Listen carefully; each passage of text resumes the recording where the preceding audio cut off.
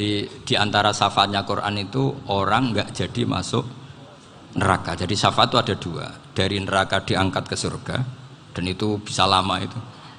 Tapi kalau syafaatnya Quran itu yang belum masuk neraka supaya nggak jadi masuk neraka. Karena neraka juga punya aturan, dia juga kena aturan fikih. Jadi, loh betul ini, saya ada guyon. Jadi kena konstitusi apa? Fikih. Sama tak ceritani syafaatnya Quran itu ada orang itu beling itu fasik. Itu dihafal surat Tabarok. Hafal betul. Tabarakalladzi biyadihil mulku wa huwa ala kulli syai'in qadir alladzi khalaqal mauta wal hayata. Pertanyaannya gini, boleh enggak orang menginjek surat Baqarah? Boleh enggak? Enggak. Padahal orang hafal Quran itu artinya ayat itu ada di hatinya. Fa inna wa ta'ala la yu'adzibu qalban wa al-Qur'ana. Allah tidak akan menyiksa hati yang menyimpan Quran, yang jadi flash disknya Quran, yang jadi rekaman Quran. Singkat cerita orang ini hafal. Pas ketemu Mungkar Nakir prosedur kan, ini orang fasik mau diantemin sama Mungkar Nakir. Prosedur ya, dia kan prosedur standar. Si surat Tabarok akhirnya menjelma jadi seseorang yang gagah berani. Kamu nggak boleh nyiksa orang ini. Saya ini kalamullah. Kalau kamu nyiksa dia berarti nyiksa saya. Kamu berani sama kalamullah. Wah ya tidak berani jadi Mungkar Nakir. Tapi orang itu nakal, harus saya gebukin. Tapi kata Quran tadi, tapi saya di situ pasti kena saya. Oh debat, nggak ada lajnahnya, ini nggak ikut. Kalau Gus Wirjon ikut jadi lajnah. Kalau jadi lajnah pasti kroninan. Kalau santrinya dimenangkan nanti. Akhirnya debat. Ya sudah kita ketemu Allah. Akhirnya Mungkar Nakir sama Quran tadi surat Tabarok datang, sowan sama Allah. Terus kata Allah, memangnya kenapa Mungkar Nakir? Saya harus nyiksa dia karena dia fasik ya Allah. Memangnya kenapa surat Tabarok? Saya ada di situ. Menurut aturan orang tuh nggak boleh injak-injak Quran. Kalau dia nutuk saya, nutuk Quran, itu harus dikasih tahu fikihnya Mungkar Nakir. Akhirnya Allah ngendikan gini ke surat Tabarok. Ya sudah terserah kamu. Kalau terserah pulau Gusti, Mungkar Nakir nggak boleh nyentuh orang ini. Ya sudah selamat. Sehingga terus itu sama baca di termasuk mujizatnya surat Tabarok di tafsir Ibnu Katsir banyak. Karena tadi logikanya malaikat itu juga kena aturan fikih. Sehingga banyak ulama termasuk Said Muhammad ngendikan pertanyaan Mungkar Nakir itu tidak semua orang kena. Kalau semua orang kena nanti kalau tanya Nabi Muhammad, waman nabiyuka? Kacau kan jawabnya. Nabi kamu siapa? Lu saya ini nabi. Iya kan? Lah nanti kalau pas ketemu Nabi Ibrahim, waman abuka? Jadi repot kan? Makanya ada kiai yang guyon kalau ditanya merebuka, saya ini guru tauhid sembrono. Saya ini ngajar Ummul Barohin, kamu tanya merebuka. Masyhur itu keramatnya Imam Malik itu. Ada Ashabu Malik, rajulun min ashabi Malik. Beliau ditanya Mungkar Nakir merebuka menabiuka. Imam Malik datang, ini seumur-umurnya itu ngajar tauhid. Kok kamu bedai enggak sopan kamu. Nah, kita berharap barokah sampean ngaji nanti itu. Yes. Malaikat itu anak sungkane gitu. Jadi dan saya meskipun guyon itu serius. Bedanya orang alim sama ndak itu di situ. Kalau orang alim itu guyon itu masih bener, masih serius. Coba saya bacakan ayatnya. Ala inna auliya Allahi la khaufun alaihim wa lahum yahzanun. Terus lahumul busyra fil hayatid dunya fil akhirah. Artinya kalau Mungkar Nakir dengan penampilan garang gitu, berarti ada ketakutan apa enggak? Ada, padahal ciri utama walinya Allah tidak ada ketakutan. Makanya itu termasuk dalilnya Sayyid Muhammad, tidak semua orang alami seperti itu karena wali-wali itu la khaufun alaihim wa lahum yahzanun. Wah anak kiai ketemu karena kerja buat tidur wedek. Iku dreseke ora kok pertanyaan itu, nak konan santri piye? Lho isen wis kiai dihanjuti Mungkar Nakir. Malu gak kira-kira? Mesti pelengahan konan santri piye? Nah jawabannya gampang karena pernah ngajar tauhid. Makanya Sayyidina Ali ini cerita ini ada di kitab Nurul Dzolam. Sama lihat di kitab Nurul Dzolam karangannya Syekh Nawawi Banten. Itu Sayyidina Ali itu ya, andekan orang biasa mungkin ya agak-agak hasut, tapi ini wali gak boleh kamu katakan hasut. Dia itu mangkal sama Umar. Orang kok setiap orang pernah dibentak. Apa dia berani bentak Mungkar Nakir? Penasaran dia. Bagaimana perangnya Umar itu berlanjut enggak gitu kira-kira. Akhirnya minta, ya Allah saya minta kasyaf. Ya karena yang minta Sayyidina Ali karena mau wajah dituruti sama kasuf. Dilihat Sayyidina Umar pas meninggal itu. Jadi hasud itu ya kadang penting asal baik. Loh betul bahasa Kanjeng Nabi kadang la hasada illa fisnaten. Itu Nabi membahasakan ya hasad. Gus Verson saja yang nafsirkan ghobtoh itu kan gaya-gayanan sebagai ulama. Aslinya Nabi ngendikannya itu la hasada illa fisnaten. Ulama yang ganti itu namanya ghobtoh. Wong Nabi sendiri nyebut hasad kok kamu tafsiri ghobtoh. Ya hasad ya hasad. Udah enggak usah ditawil-tawil pokoknya gitu. Kalau sampean nggak percaya nggak apa-apa. Kok gitu aja kok repot. Karena sampean nggak percaya kemungkinannya dua. Satu nggak ngerti. Dua sama-sama alim kan dari awal kalau sama-sama alim kan laisa li alimin ayuqallida aliman akhor. Kita nggak perlu saling mengikuti. Ngapain hasud? Biasa aja. Akhirnya Sayyidina Ali kasut. Pas Umar bangun, setelah mati kan bangun, setelah meninggal bangun. Munkar Nakir datang dengan perangai yang sangat garang. Itu digambarkan Sayyidina Ali matanya itu kal kidril ghali. Kayak apa? Kendil yang apa? Menganga. Wah, seru. Sayyidina Ali senang, paling takut ini Umar. Senangnya bukan main. Wah, ini mesti takut Umar. Biasa. Ternyata enggak, Umar malah bangkit. Woi, Munkar Nakir. Kamu tahu menghadapi siapa? Itu betul ya? Kamu itu menghadapi temannya ahabbal khalqi ilallah. Yang diandalkan temannya bukan dia. Kamu tahu yang kamu hadapi, saya ini teman kekasihnya Allah. Jadi boleh kamu mengandalkan Mbak Virjon. Tapi nanti resikonya Munkar Nakir tanya, itu Virjon siapa? Wah itu masalah kan. Makanya syaratnya wali itu harus ma'rufun fis sama. Di langit sudah populer. Makanya dulu ada orang yang saking seninya Abdul Qadir ditanya apa saja jamnya Abdul Qadir Al-Jilani. Itu aman karena beliau populer. Makanya program kita harus populer dulu di langit. Nah, itu nanti kalau dicatut oleh santri-santri nggak apa-apa. Kalau nggak populer nanti ditanya, itu siapa? Masalah ini. Umar itu yang dibanggakan itu, kamu tahu saya siapa? Ya enggak tahu, saya ini temannya kekasihnya Allah. Temannya Muhammad, iya Muhammad Rasulullah. Wah mikir, waduh, repot. Loh di dunia aja gitu kan, temannya presiden, temannya panglima, apalagi ini temannya Sayyidul Awalin wal Akhirin. Di dunia aja bilang temannya presiden, menteri, orang sudah takut, apalagi ini temannya Sayyidul Awalin. Hanya Munkar Nakir terus konfirmasi sama Allah, gimana ya Allah ini ngadepi. Sebetulnya yang diandalkan itu temannya, bukan dia. Wah, akhirnya sama Allah dibilang, ya Bu, ya sama seorang seperti itu Bu yang sopan. Terus semenjak itu Munkar Nakir itu nggak selalu berpenampilan seperti itu, sangat. Jadi semoga itu konsisten sampai nanti. Jadi kamu kalau ingin nggak takut Munkar Nakir, jadi wali dulu. Karena syaratnya tadi hanya wali sing la khaufun alaihim wa lahum yahzanun lahumul busyra fil hayatid dunya fil akhirah. Jadi orang itu kalau ngaji itu harus khatam. Jangan semuanya kena pertanyaan. Dan kalau semuanya kena pertanyaan nanti repot. Kalau Nabi Muhammad ditanya waman Nabi juga. Nabimu siapa? Lu kan terus jadi aneh. Jadi makanya ngendikane Sayyid Muhammad semua ulama lah, nggak ada am kecuali ditaksis, kecuali sifatnya Allah. Misalnya bikulli syai'in alim ya benar-benar bikulli syai'in. Tapi kalau am semuanya pasti ada taksis, meskipun dalam muhawarah muhadasah biasa. Misalnya contoh gampang, istri kamu baru seneng kamu, Mas nak pengen apa-apa itu lapor aku, gak apa-apa Mas, mesti aku seneng sama lapor. Iku di aku pengen wayo. Wah langsung jadi apa wae. Mesti apa wae maksudnya kecuali itu gitu. Padahal kalau ngomong ya Mas sampean ingin apa saja tak dukung. Terus sampean bilang kepengin iku wayo. Kira-kira disetujui apa enggak?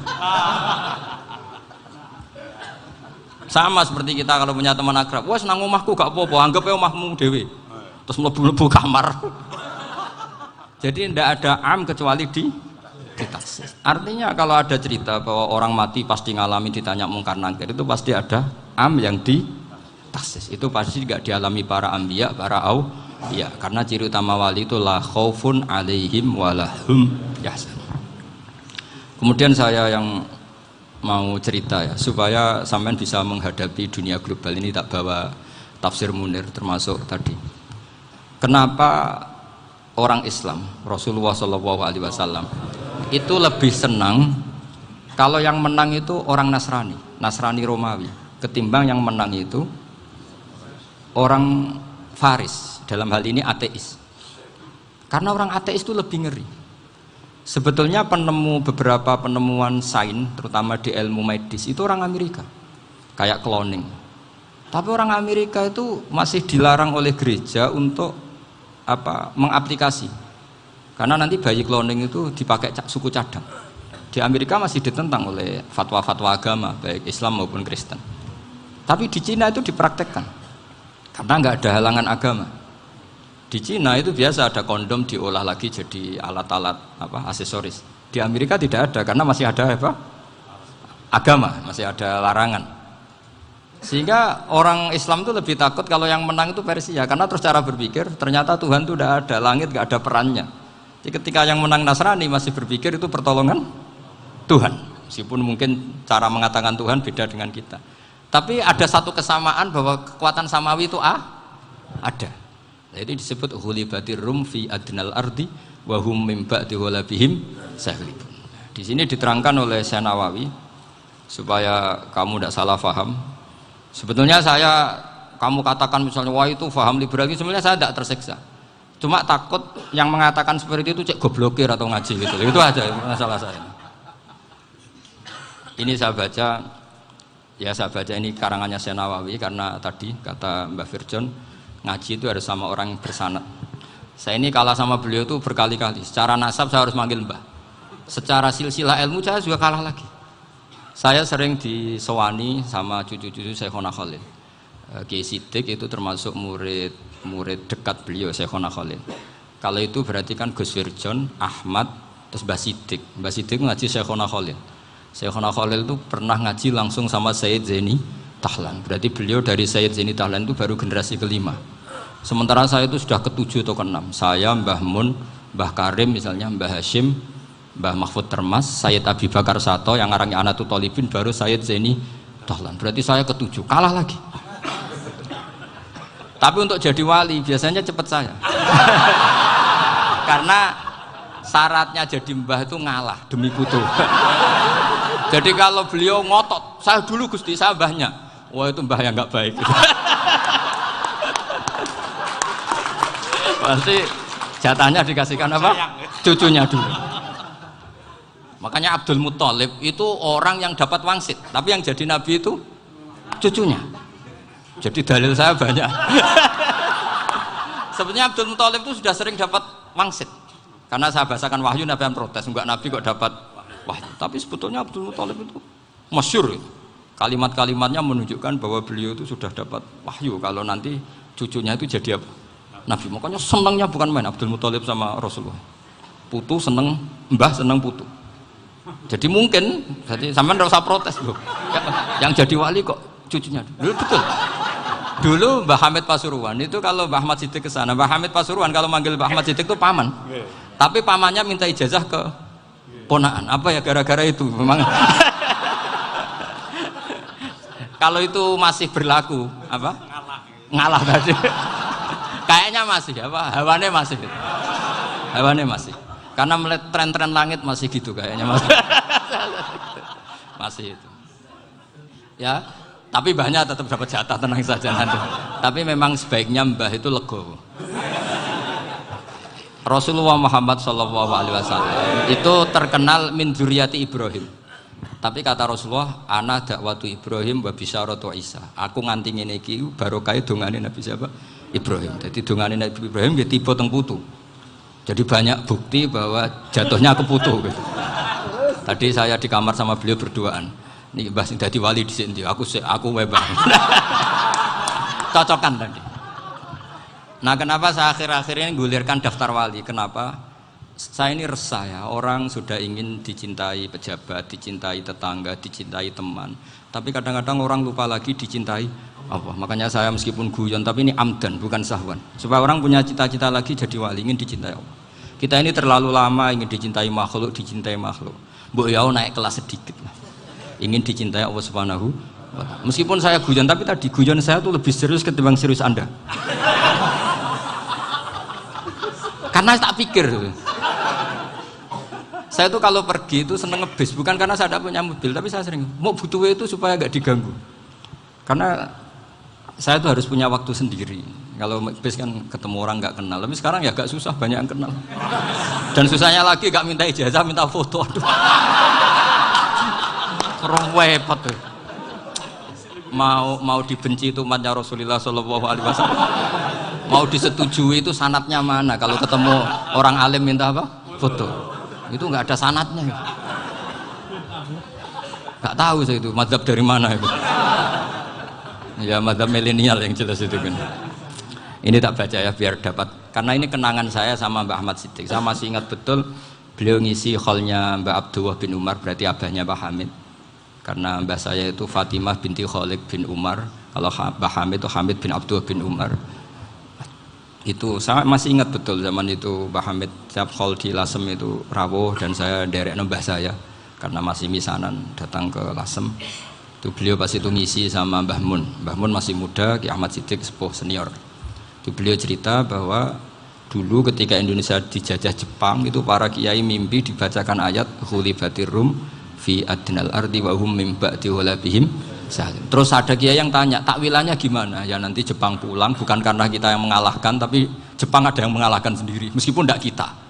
Kayak dulu Faris tidak dikalahkan Islam tapi dikalahkan Romawi, tapi yang senang umat Islam. Wa yauma idzi yafrahul mu'min. Itu luar biasa ulama-ulama kita. Delalah kejadiannya Indonesia seperti itu. Yaitu kita tidak mengalahkan Jepang, tapi Jepang pulang sendiri karena dikalahkan apa? Sekutu. Ya ini saya baca. Ini tidak usah dicek bacanya benar apa enggak. Sudah aman apa? Aman. Karena kalau saya salah itu ya sengaja. Artinya ya sengaja saja. Ya biasa maksudnya. Saya kemarin ngisi di Pondok Peloso, di Pondok Al Munawir Jogja. Salah itu ada dua, ada salah memang benar-benar salah. Itu nggak apa-apa, bisa dimakfu. Karena mesti sangke wong goblok salah yang terus itu. Ada salah bawaan ilmu, itu repot tuh dadaninnya. Karena misalnya kita yang biasa belajar qiraah sabah wayah sibuhu, mesti diulang lagi wayah sabuhu. Karena qiraahnya Imam Asim itu hasibah yah sabu, bifathis sin. Sementara kita kalau ngaji kitab kulino yahsibu. Sehingga kita yang biasa belajar sabah itu kalau baca kitab itu kayak orang bingung. Kadang-kadang yang ngaji juga bingung. Gus Pak mau di bulan pilih ini. Ya tepat-tepatan. Ada yang mengatakan Gus Pak bingung, ada yang mengatakan Gus Pak alim alama. Ya tepat-tepatan nasib tadi. Karena memang ya sabah memang seperti itu. Misalnya kufuan. Kufuan itu Imam Asim baca kufuan. Tapi beliau punya murid namanya Syu'bah. Itu kalau baca kuf'an. Makanya kita itu, ini kan khataman Quran ya, jadi saya menyinggung sedikit tentang qiraah sabah. Tadi beliau juga sudah tak kasih kitab saya Hifdzuna Liyadal Mushaf. Sama tak ajari latihan sabah, memang angel ya. Makanya yang nggak bisa itu wong pinter, sudah tahu angel ya nggak usah diteruskan kan. Orang menghindari barang angel itu pinter apa goblok? Pinter. Berarti wong goblok pinter. Saya tuh makanya sama orang goblok tuh respect. Jadi orang alim tuh angel apa gampang? Angel. Menghindari barang angel pinter apa goblok? Loh, orang menghindari barang angel pinter apa goblok? Pinter. Berarti wong goblok pinter. Jadi saya sama orang-orang goblok itu respect. Sudah tahu jadi orang alim angel ya barang angel ya harus dihindari. Makanya saya ini insya Allah umatnya Nabi yang termasuk yang terbaik. Amin. Karena mencintai umatnya Nabi termasuk yang goblok. Waduh. Itu tidak gampang itu. Karena tadi sudah tahu ya. Seperti itu loh orang naik Panjat Pinang itu yang naik karena ingin hadiah. Yang nonton sudah tahu wah licin kok dinaikin mau keplodok ya. Tapi orang sepakat yang nonton juga pinter karena sudah tahu ribet kok. Tukun yang pasar kena lah apa mana. Sama juga gitu.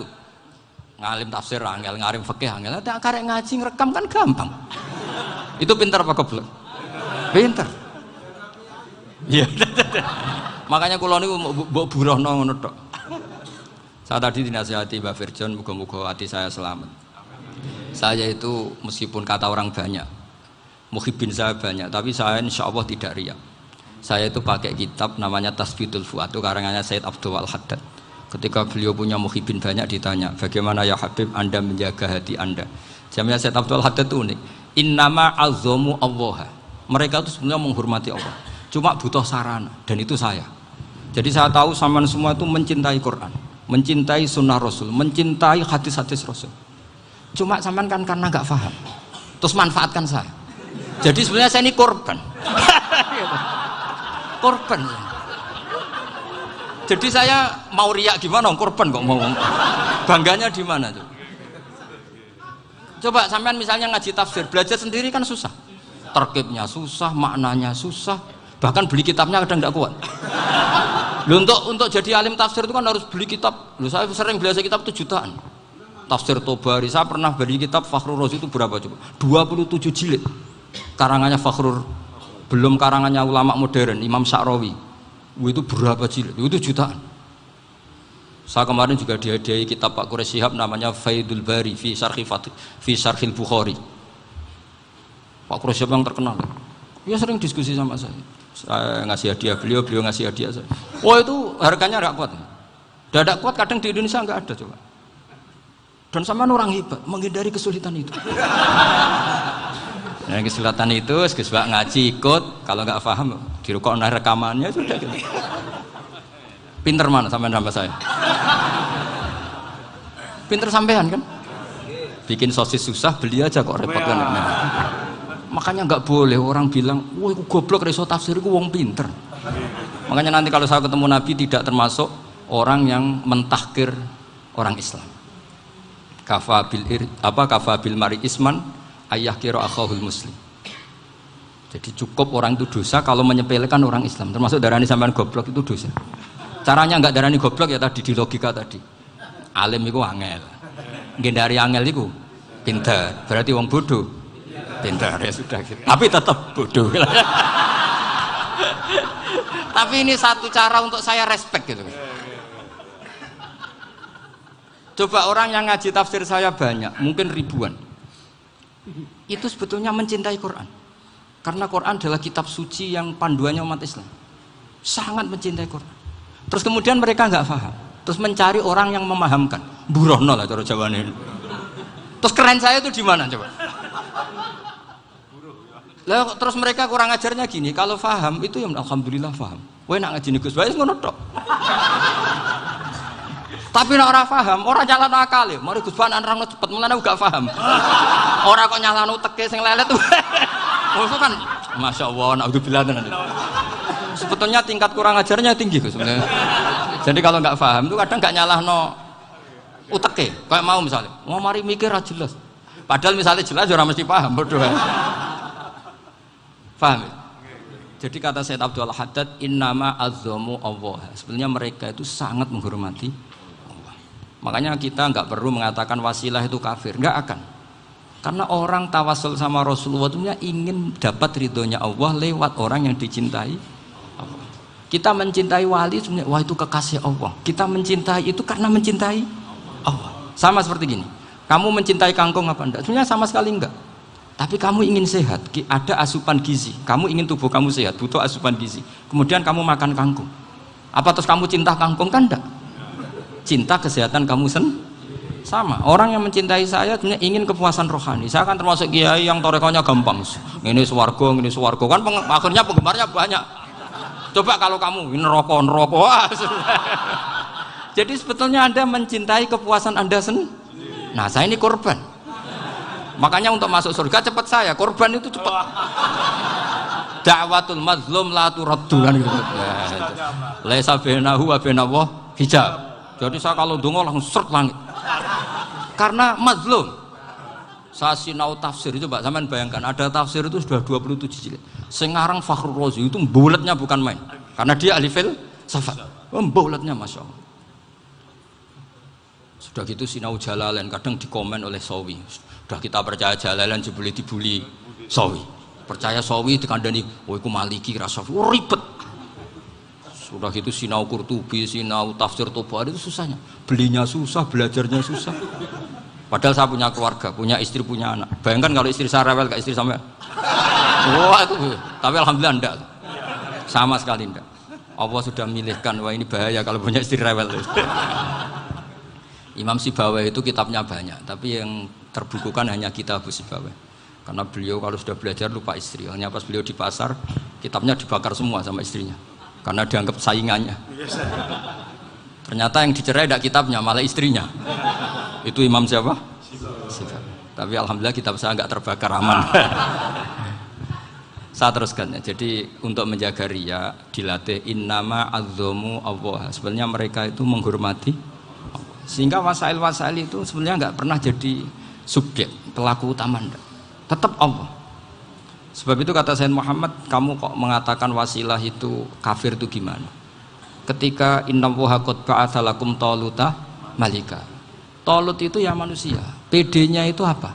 Inna ayata mulkihi ayyatiyakumut tabut fihi sakinatum mir rabbikum wa baqiyatum mimma taraka alu Musa wa alu Haruna tahmiluhul malaika. Jadi beliau PD itu kalau bawa sunduk semacam peti sakti, sing di situ ada baqiyatum mimma taraka alu Musa wa alu Haruna tahmiluhul malaika. Ya kayak semacam jimat. Tapi saya bukan mensyariatkan jimat enggak, karena nanti banyak penjual yang pembohong juga gitu loh. Cuma cerita, kamu tidak usah mengatakan kafir. Dulu Talut PD-nya kalau bawa sunduk semacam peti kesaktian yang di situ ada baqiyatum mimma taraka alu Musa wa alu Haruna tahmiluhul malaika. Sehingga Khalid bin Walid meskipun beliau sahabat dan menyaksikan wajah Rasulullah SAW, itu bawa sya'aratun min sya'aratihi Rasulullah SAW, bawa rambutnya Nabi. Perang kemana-mana itu diletakkan di pecinya. Nanti sama tanya lagi, masa pakai peci Khalid bin Walid ini? Wah panjang, sampai itu repot. Sampai tak warai ngaji usul fikih. Usul fikih itu kalau ngaji itu ada istilah tangkihul manat. Ini mesti ini wilayah yang kita bisa berdebat sama Mbah Firjon. Dulu itu musuh saya karena saya makili Anwar, beliau makili Peloso. Tapi tahu-tahu kalah tua terus saya mengundurkan diri. Di fikih itu ada istilah, ada tangkihul manat, ada tahqiqul manat, ada tangkihul manat. Tangkih itu kira-kira gini, lafadz hadis itu dibuang sekian untuk tahu bahwa itu madarul hukmi. Misalnya gini, tak beri contoh paling gampang. Sama harus paham, kalau nggak paham nggak pinter-pinter. Ja'a a'rabiyun ila Rasulillah sallallahu alaihi wasallam. Ya karena ini menghormati Mbah Ahmad Siddiq, saya orang alim, jadi ngaji ini tetap ada suasana alim. Ya harus ada suasana alim. Nggak perlu jadi orang alim tadi susah. Sudah ngindari susah itu pintar. Sudah itu aja. Jadi orang alim susah, ngindari barang susah pintar. Berarti orang tidak alim pintar. Nah, meskipun tetap sudah kita itu pegangi sampai mati nanti. Loh, jadi orang alim itu repot. Itu kata Imam Ghazali, kalau orang alim kalau mau masuk surga itu sama Allah nggak boleh. Kif, kamu nggak boleh langsung masuk surga. Coba cari umat kamu, syafaati dulu. Nah, saya takut nyari sampean nggak bisa kembali. Saya tidak punya rencana itu. Pokoknya mau masuk. Boleh sampean kuaduan, aduan balik raroh dewe, repot nanti saya. Berat jadi orang alim itu berat. Ya saya teruskan ya. Ada tangkihul manat. Ja'a a'rabiyun ila Rasulillah sallallahu alaihi wasallam. Faqala ahlaktu wa ma ahlakaka qal waqa'tu imraati fi nahari Ramadan. Ya dan kita saya ini rusak ya Rasulullah. Kenapa? Karena saya menjima istri saya fi nahari Ramadan. Terus kata Nabi, kamu harus bayar kafarah. Napa Nabi kafarah? Puasa 2 bulan. Wong baru 1 hari aja terjadi gitu kok disuruh puasa 2 bulan. Ya tidak kuat ya Rasulullah. Baru berapa hari saya puasa aja kecelakaan seperti itu. Apalagi kalau sampai 2 bulan. Enggak ya Rasulullah. Ya sudah kalau gitu kamu pertama ngasih makan apa? Itqu raqabah kan, pertama merdekakan budak. Tapi kan sekarang nggak ada budak makanya terus sekarang langsung puasa. Wah ini nggak bisa semua. Ya sudah ngasih makan orang 60. Kasihkan siapa ya Rasul? Ya orang fakir. Saya ini paling fakir. Di kampung saya ini orang paling fakir. Jadi mulai dulu orang fakir itu hubungan suami istri itu paling lancar mulai dulu. Makanya orang fakir itu anaknya banyak. Karena hiburannya hanya itu. Wong Ramadan aja. Coba mau ke ATM nggak punya uang, mau antri di bank nggak punya, mau apa coba? Itu mulai dulu. Ini sanatnya mutasil. Wah, akhirnya sudah sanksinya kan tadi ya itqu raqabah atau puasa 2 bulan berturut-turut atau ngasih makan 60 orang miskin. Lalu kata ahli usul fikih, kata a'rabi dibuang, nggak menjadi catatan hukum. Orang kota pun kalau melakukan itu juga kena sanksi yang sama. Imro'atahu juga dibuang. Andai kan itu dilakukan untuk amatnya juga ketentuannya sama. Nah sekarang perdebatan antara Imam Syafi'i dan Imam Malik begini. Sekarang pertanyaan gini, jima istri itu hukumnya boleh apa haram? Boleh kan? Lalu kalau ada orang tanpa udzur kemudian makan siang-siang, cara Imam Malik hukumnya sama, harus kena sanksi yang sama. Karena sama-sama hadku hurmati Ramadan bi ghairi udzrin syar'iyyin. Sama-sama merusak hukum Ramadan tanpa udzur syar'. Lo jima itu tidak zina. Kan hukumnya jaiz. Nah, sekarang makan hukumnya jaiz, harusnya juga kena ketentuan yang sama. Cara pikirannya Imam Malik. Nah, alhamdulillah Imam Syafi'i gak setuju. Wah, cara setuju repot. Bahkan orang-orang Syafi'i sudah punya khilaf, kalau gitu minum dulu. Iya, biar gak kena. Iya, biar iftarnya pakai minum.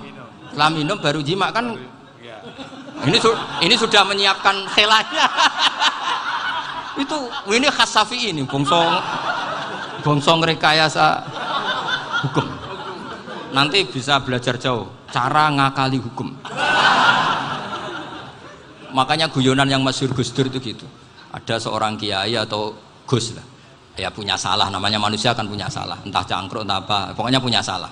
Ada wartawan yang ngiranya semua kiai itu orang suci, sehingga tanya sama Gus Dur, Gus itu ada kiai kok, ya pokoknya salah lah. Tapi jangan bayangkan dosa besar, enggak, kecil-kecil aja.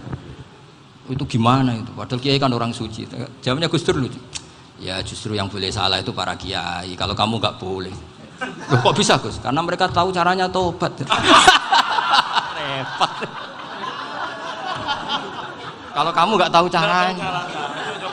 Sama pelanggaran hukum itu ya harus pakar-pakar hukum. Ya. Itu yang tahu caranya rekayasa. Kalau kamu ya kena pasal kan ya.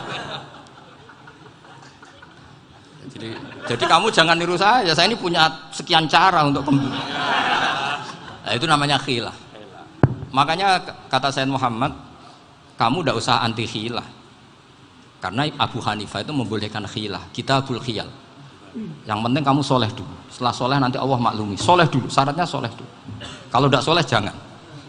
Contohnya gini, ada orang mau puasa lemes sekali, mau makan, gampang. Kalau langsung makan kan kayak hadku hormati Ramadan biwiri udrin syar'iyyin. Aku langsung mau jembera sowan Mbah Firjon.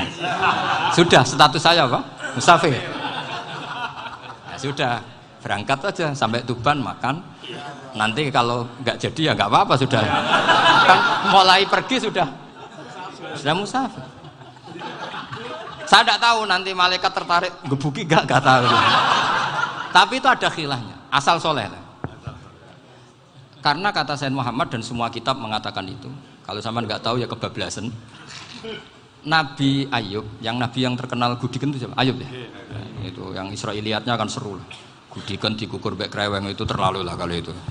Untuk kreweng konti ning Arab ora ono kreweng itu sudah masalah itu. Singkat cerita, Nabi Ayub ketika diasingkan kaumnya itu kan nggak punya sumber makanan. Lah orang lelaki itu mulai dulu egois. Istrinya Nabi Ayub itu cantik sekali, udah cantik, rambutnya bagus.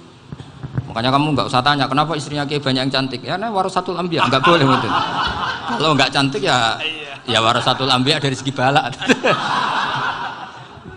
Istrinya Nabi itu semuanya cantik. Nggak usah tanya sebabnya apa, pokoknya gitu, semuanya cantik. Singkat cerita, beberapa kali istrinya Nabi Ayub itu kerja demi bisa nafkahi Nabi siapa? Suatu saat itu tidak ada pekerjaan yang cukup untuk beli roti. Satu-satunya peluang dapat rezeki itu putrinya raja itu rambutnya berondoli. Terus ada sayembara siapa yang rambutnya bagus mau dibeli. Sampai rambutnya istrinya Nabi Ayub itu dijual. Nabi Ayub tersinggung karena itu mengurangi kecantikan. Jadi lelaki mulai dulu gitu. Udah nggak urun kalau istrinya nggak cantik itu komplain. Itu khasnya lelaki. Jadi kalau kamu gitu ada sanadnya juga, tenang saja ya. Komplain ya pegawaian itu. Saking mangkelnya Nabi Ayub terus ngendikan la adriban naki mi'ata sautin. Kamu akan saya pukuli dengan mi'ata sautin atau dengan 100 cambukan. Atau mi'ata dikhtin atau mi'ata apalah sesuai konteks zaman itu. Engko nak muni pecut tuku konti kok ribet lagi.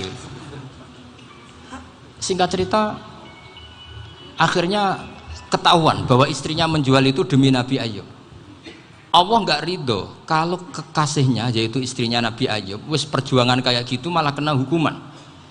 Tapi Allah juga nggak ingin kekasihnya yang bernama Ayub melanggar sumpah. Padahal beliau sudah sumpah, wallahi demi Allah nanti tak pukul dengan 100 kali. 100 kali dengan lidi lah misalnya, contoh yang gampang tuh lidi. Akhirnya sama Allah dikasih satu solusi. Wa khud biyadika dighsan fadrib bihi wala tahnas. Ya sudah, lidi itu ikat jumlahnya 100. Terus pukul sekali saja. Anggap saja sudah 100. Iku pangeran sing wari ngakali ngono iku pangeran. Tapi syaratnya soleh. Syaratnya soleh. Jadi kalau kamu anti khilaf berarti anti ajarannya Allah di ayat itu. Wa khud biyadika dighsan fadrib bihi wala tahnas. Itu dulu ada, ini cerita di Ithaf, ini cerita terakhir, ini sudah, sama jangan nama sudah. Terus pengumuman tadi, yang nggak pernah sepuh ngutang saya itu haram tadi. Karena tadi saya punya kewajiban di rumah yang bisa menggugurkan ya kewajiban yang lebih besar. Lebih besar itu ya tadi, bisa pernah guru, pernah sepuh, yang jelas nggak umur. Umur sampean menangkap itu, tua serepot itu. Ada raja itu ganteng kaya, senengannya nikah perawan cantik. Oh, itu semua kampung mesti kenal. Mungkin digilir atau gimana pokoknya. Suatu saat ada pemuda suka sama perempuan yang di kampungnya, cantik sekali. Kemudian pemuda ini ternyata pekerja di kerajaan itu. Tiap hari ditanya, wah itu yang di kamu yang cantik siapa? Mau saya nikahin gini. Wah bahaya ini, saingannya raja. Jadi yang dibidik pemuda tadi itu saingannya. Si raja ini orang yang namanya raja kan gengsinya tinggi.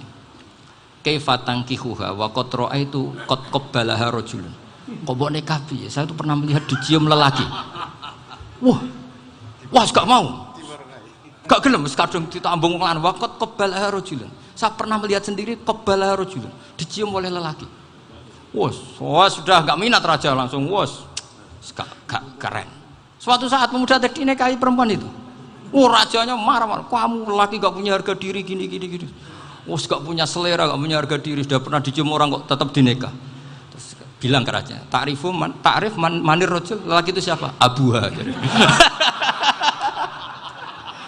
Kamu tahu lelaki itu siapa? Sopo? Abuha. Bapaknya. Saya kan hanya bilang rajulun. Pernah dicium lelaki. Lah pikirannya raja itu lelaki ya kue-kue ngene iki. Tapi butuhnya canom mau raja ben gak sida itu aja tuh.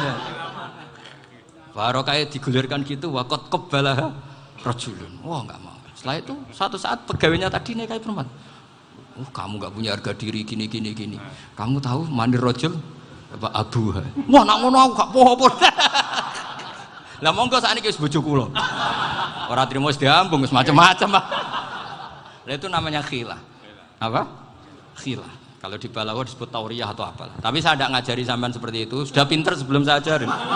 Bangsa ngakali kan sudah pinter. Ya ini terakhir tak baca Arabnya saja nanti. Bismillahirrahmanirrahim. Biar dapat barokahnya Syekh Nawawi juga barokahnya guru-guru. Bismillahirrahmanirrahim. Wasababu nuzuli hadil ayati annahu kana baina farisa war rumi qitalun wa kanal musyrikuna yawadduna antaghliba farisu ar-ruma li anna farisa kanu majusiyan ummiyin wal muslimuna yawadduna ghalabatar rum ala faris liqaunihim ahla kitabin. Jadi zaman dulu orang Islam lebih senang kalau yang menang itu orang Nasrani. Kalau bandingannya ateis, karena bagaimanapun percaya kekuatan langit. Sementara orang ateis sama sekali tidak percaya kekuatan. Apapun bedanya kita dengan Nasrani itu ada kesamaan, yaitu percaya adanya kekuatan langit. Sehingga ketika orang Romawi kalah itu orang Islam ikut susah. Paham ya? Makanya ini tak baca biar sampean enggak macam-macam pikirannya. Fab'atha Kisra saat terusnya, ya pokoknya seperti itu. Akhirnya Rasulullah SAW berdoa lebih senang yang menang itu Rom karena ahli kitab. Artinya apa? Kemenangan ahli kitab adalah kemenangan makhluk atau hamba Allah yang mentautkan kekuatan kita di bumi dengan kekuatan langit. Makanya saya berharap selain kita ikhtiar medis, kita harus memperbanyak istighfar. Bagaimanapun semua itu dari Allah Subhanahu wa Ta'ala. Kita menghormati negara dengan ikhtiarnya, tapi saya mohon sekali kita juga istighfar, karena semua itu juga ditentukan oleh Allah, oleh langit. Ya, saya kira demikian. Assalamualaikum warahmatullahi wabarakatuh.